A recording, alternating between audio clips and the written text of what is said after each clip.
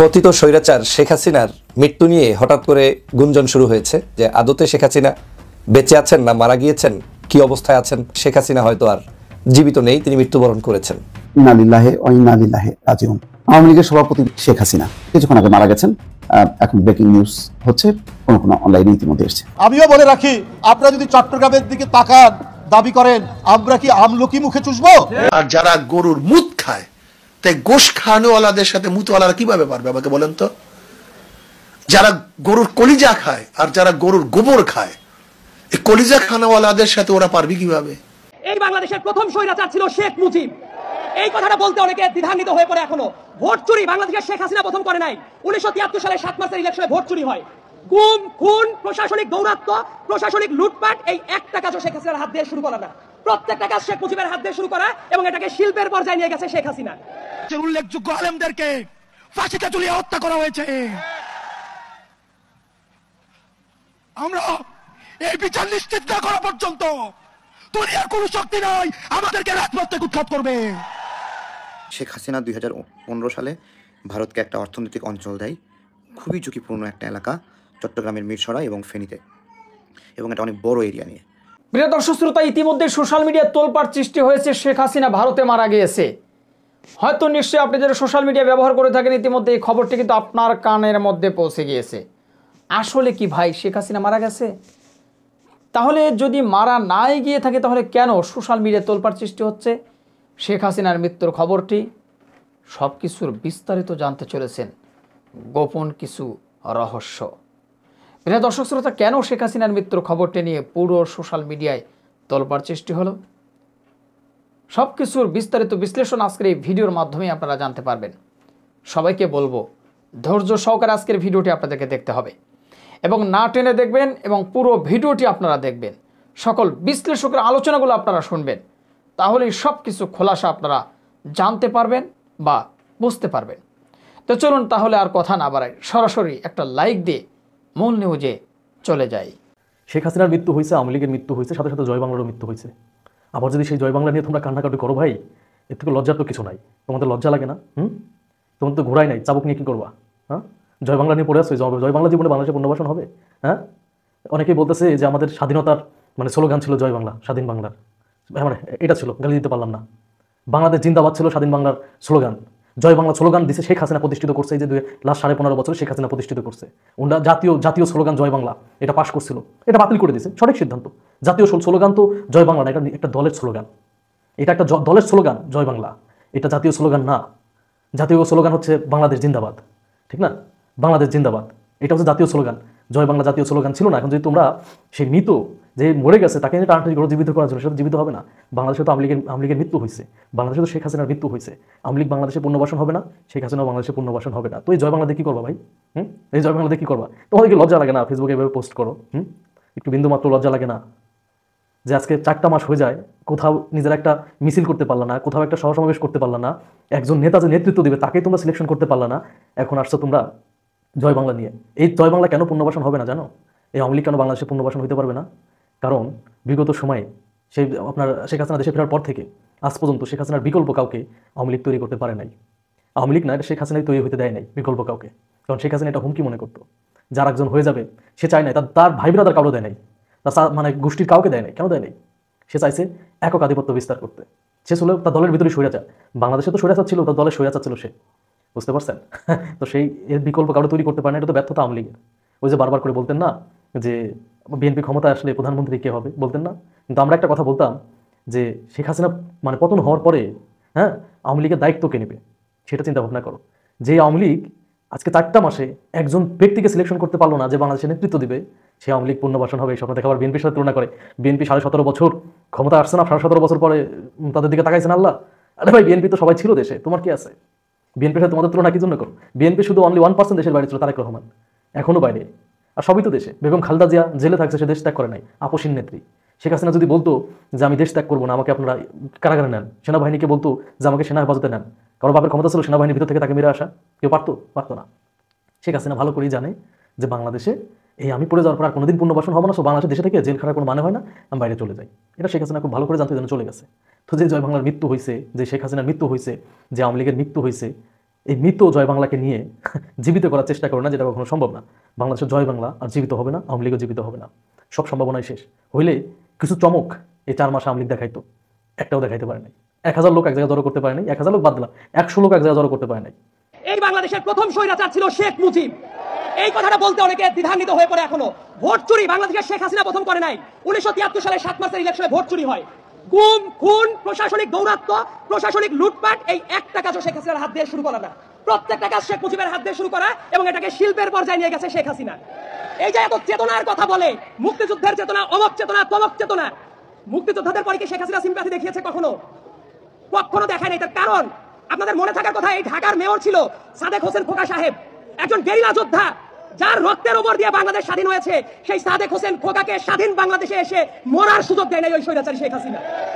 তার আশেপাশে যত মানুষ থাকতো প্রত্যেকটা মানুষ লুটপাটের অংশীদার ছিল এবং যত ব্যবসায়ী, যত সংবাদ মাধ্যমের যারা কর্মী ছিল, যত আদালত, একটা ব্যাপার নিয়ে কথা বলতে খুবই আক্ষেপ হয়, আমি আইনের ছাত্র, যে মঞ্চে দাঁড়িয়ে আমরা কথা বলছি, আমাদের হাতের বাম সাইডে যে আদালতটা আছে বাংলাদেশের ভেতরে পবিত্রতম জায়গা হিসেবে চিন্তা করা যেত, কিন্তু ওই আদালতের মাধ্যমে কত নিরীহ মানুষের রক্ত কেড়ে নিয়েছে শেখ হাসিনা, তার কোনো ইয়ত্তা নাই। এবং বাংলাদেশে মাঝে মাঝে বলা হয় না যে এদের অবিচারের মাত্রাটা কেমন? আমার কাছে মনে হয় জার্মানির নাজি পার্টির চেয়েও ভয়ার্ত ভাবে আবির্ভূত হয়েছিল শেখ হাসিনা। এবং সামনের দিনে আমাদের একটা চ্যালেঞ্জ আছে যে জাতিগতভাবে আমরা ঐক্যটা ধরে রাখতে পারি কিনা। তবে এই জায়গায় এসে আমি একটা ব্যাপার সুনিশ্চিত, সামনে বাংলাদেশে এক থাকবে। এই জায়গায় দাড়ি টুপিওয়ালা মানুষ আছেন, শার্ট প্যান্ট পরা মানুষ আছেন, নারী পুরুষ সবাই আছে, বাংলাদেশের পতাকাটাও আছে। এই ঐক্যটা ধরে রাখা দরকার। সবাই থাকবে এই বাংলাদেশে, সবাই রাজনীতি করতে পারবে। শুধুমাত্র শেখ হাসিনা এবং তার সাঙ্গপাঙ্গরা এই বাংলাদেশে আর পুনর্বাসিত হতে পারবে না। শুভেন্দুরা সাবধান হয়ে যাও, তোমাদের দেশের সাংবাদিকরা সাবধান হয়ে যাও। বাংলাদেশের কোনো বিষয় নাক গলাবি না, কথা বলবি না। যদি কথা বলস, তোদের এমনি তো তোদের দেশের নাগরিকদের একটা বেসিক অধিকার, টয়লেট, এই বাথরুম করার তাদের অধিকার নাই। তারা পৃথিবীর কাউকে নিয়ে কথা বলার, সিদ্ধান্ত নেওয়ার অধিকার বিন্দুমাত্র নেই। তোরা আগে নিজে ভদ্রতা শেখ, তারপরে বাংলাদেশকে নিয়ে কথা বলবি। তোরা আগে নিজে নিজের পবিত্রতা অর্জন করা শেখ, তারপরে বাংলাদেশকে নিয়ে কথা বলবি। তোরা আগে নিজে নিজের জীবন কিভাবে পরিচালনা করে সেইটা শেখ, তারপরে বাংলাদেশ নিয়ে কথা বলবি। তার আগে এই ভারতের কোনো ব্যক্তির বাংলাদেশ নিয়ে মন্তব্য করার অধিকার নেই। দেখেছিস না দালালগুলো তোর দেশ থেকে এসে আজকে তোদের পররাষ্ট্র সচিব এসে কি কুর্নিশ করে গিয়েছে? এটা তোদের পরাজয়। তোরা অতিরিক্ত খেতে গিয়ে আজকে ধ্বংস হয়ে গিয়েছিস। আগামী দিনেও তোদের পরাজয় এভাবেই থাকবে। বাংলার জনগণ জেগেছে, বাংলার জনগণ জাগবে। বাংলার জনগণ বাংলার মানুষের মুক্তি করা ছাড়া কোনোদিন তোদের ধারে কাছেও যাবে না। এদেশের মানুষের পাসপোর্ট ভিসা বন্ধ করে কি লাভ হবে? তোর দেশে যাবে না। আমার দেশের অর্থনীতি ভালো হবে, আমার দেশের চিকিৎসা ব্যবস্থা ভালো হবে, তোমার দেশে যাওয়ার প্রয়োজন নেই। ভারতে 2 জন পাগলের নতুন জন্ম হয়েছে। একজন হচ্ছে সাংবাদিকতার পরিচয় দিয়ে অভিনয় করে চলেছেন, পাগলামি করে চলেছেন। আরেকজন হচ্ছে শুভেন্দু, যিনি পশ্চিমবঙ্গের বিরোধী নেতা হিসেবে নিজেকে আবির্ভূত করার জন্য বাংলাদেশকে নিয়ে সকাল সন্ধ্যা মিথ্যাচার বিষাদগার করিয়ে যাচ্ছে।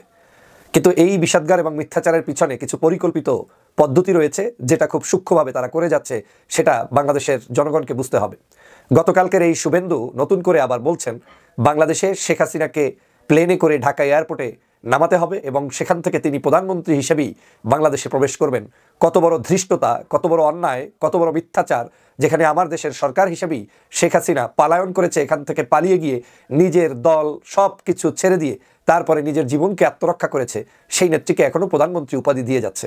আপনারা যারা ভাবছেন যে শেখ হাসিনা হয়তো নিজের প্রয়োজনে এই প্রধানমন্ত্রী দাবি করছেন কিংবা পোস্টারে প্রধানমন্ত্রী লিখছেন, আমি মনে করি এটা তার নিজের প্রয়োজনই না। পার্শ্ববর্তী দেশ এই ভারতের পরামর্শে এবং তাদের নিজস্ব উস্কানিতেই তিনি এই শব্দচয়নগুলো করে যাচ্ছেন, যাতে করে আগামীতে এই শব্দচয়নের মধ্য থেকে তিনি প্রতিষ্ঠিত করতে পারেন যে শেখ হাসিনাই এখনও বৈধ প্রধানমন্ত্রী। প্রিয় ভাইরা, আপনারা জানেন যে বাংলাদেশে ফেসিবাদী শেখ হাসিনা 16 বছর পর্যন্ত আমাদের উপরে জুলুম করেছে, অত্যাচার করেছে, নির্যাতন করেছে, নিপীড়ন করেছে। আমরা বাংলাদেশের সাধারণ জনগণ প্রতিবাদ করেছি।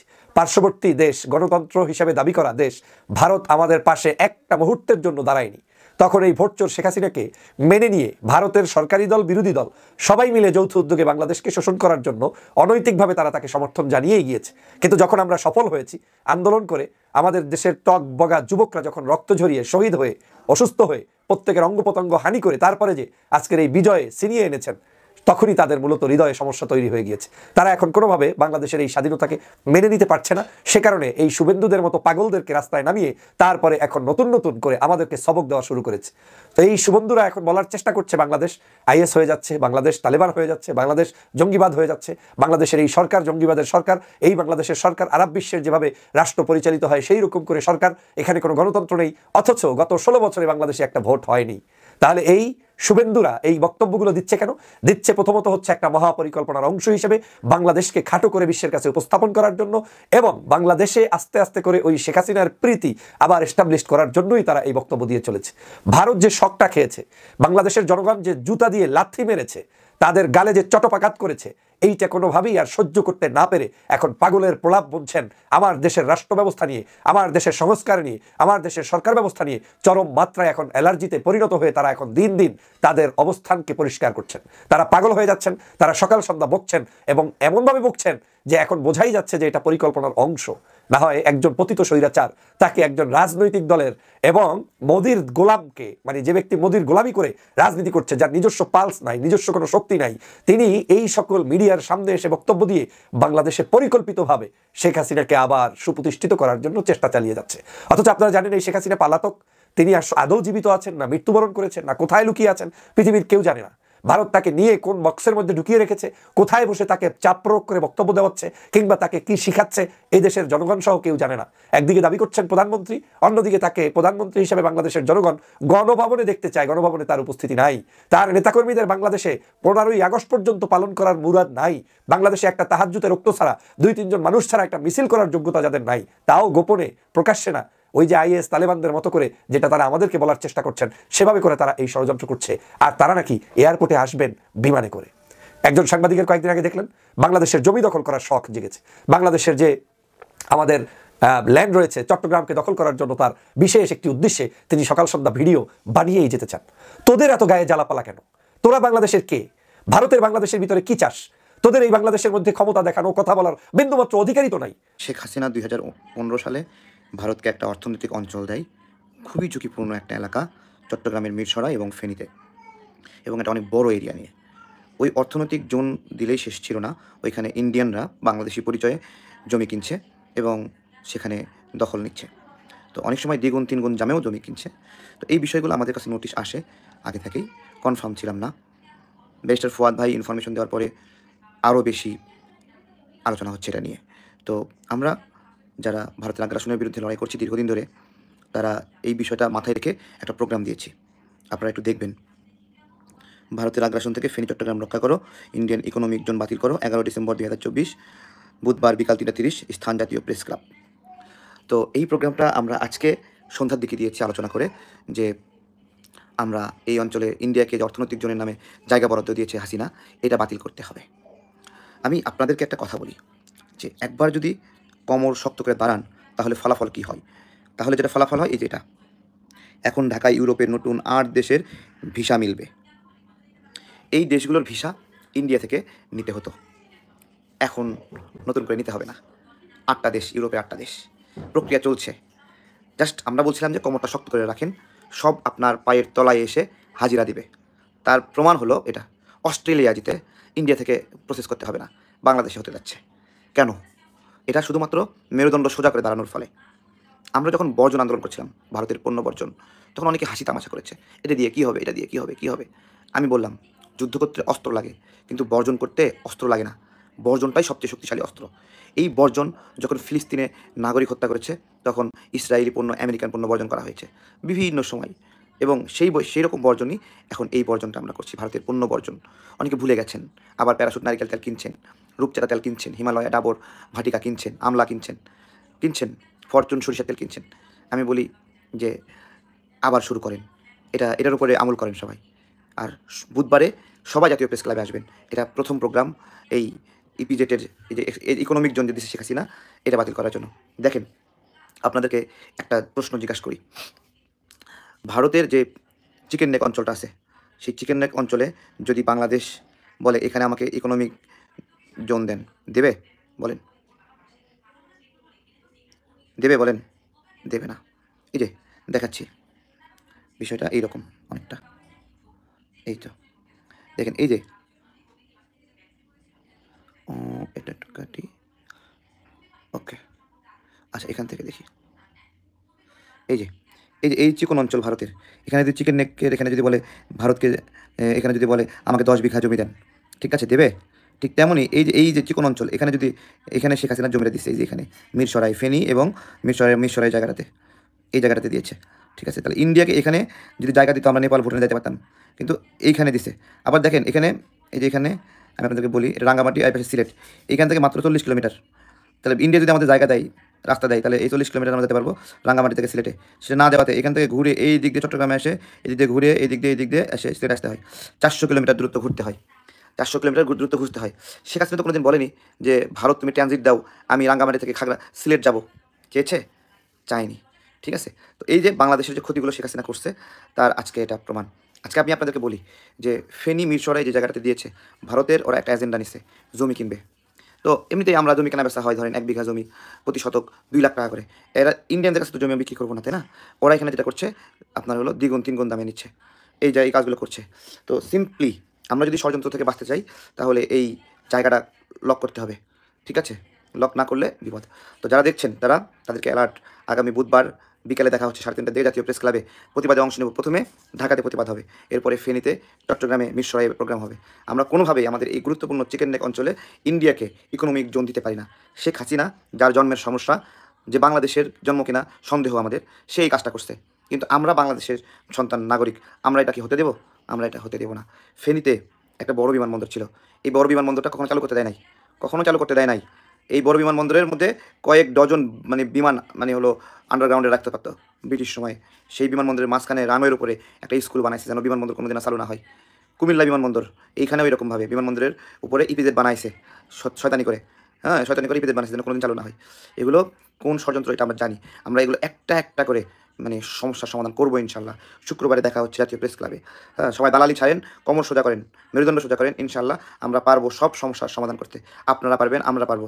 আপডেট পাওয়ার জন্য এখানে নাম্বার দিচ্ছি 01725545950। যারা আসবেন আমাকে কল দিবেন যে ভাই প্রেস ক্লাবের প্রোগ্রামে আসবো, আর বিবেচনা করেন যে আপনার আসা উচিত কিনা। জাস্ট 1 ঘন্টা সময় বের করে সবাই চলে আসবেন ইনশাল্লাহ। আমরা এই বিষয়ে রাষ্ট্রকে চাপ দেবো যে ইন্ডিয়াকে যেন এই ইকোনমিক অঞ্চল দেওয়ার জন্য যে চুক্তি বাতিল করে এবং এই বরাদ্দ বাতিল করে। দরকার হলে ইন্ডিয়াকে গাজীপুরে জায়গা দিবেন, ইকোনমিক জোন করার জন্য, কিন্তু মিরসরাইয়ে বা ফেনীতে না, খবরদার, কোনো রকমের না।